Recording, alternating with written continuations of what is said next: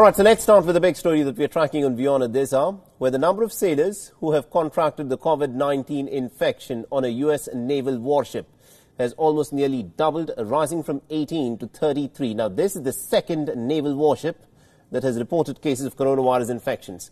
The naval destroyer has been sailing in the Gulf of Mexico on a counter-narcotics mission, and it has a crew, it is being reported, of about 350 sailors.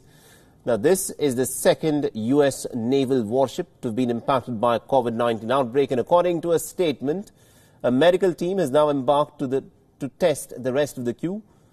2 sailors have also been medically evacuated from the ship. Meanwhile, those on board the ship have been given N95 masks and other personal protective equipment. The vessel will also be cleaned and disinfected at a nearby port.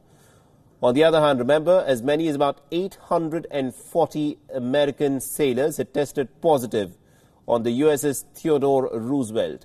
So far, no sailor has been shifted to the intensive care unit. The sailors were tested in Guam and are now isolated for over a month. Meanwhile, in an extraordinary turn of events, the U.S. Navy has recommended reinstating Captain Brett Crozier to his position. Now, the recommendation comes just 3 weeks after Captain Crozier was fired. Crozier was fired after he had written a letter about the coronavirus outbreak that had broken out on board the naval ship.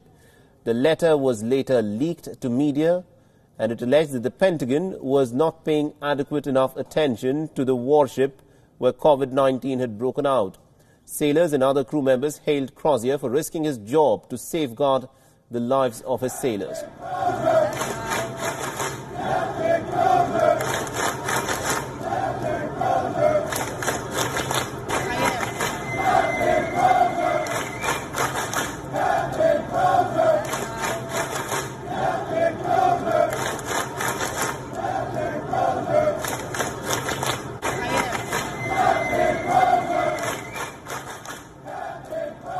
The recommendation to reinstate Crozier had been made to the U.S. Defense Secretary Mark Esper.